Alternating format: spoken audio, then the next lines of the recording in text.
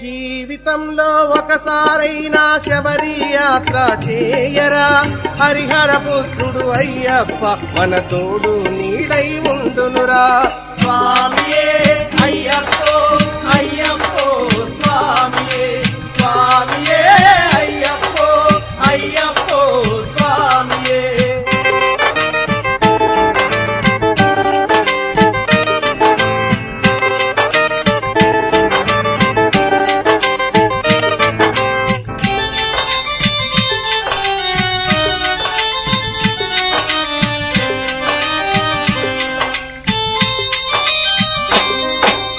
ఎంతో చిన్నది జీవితం, నిద్దురలోనే సగం హతం.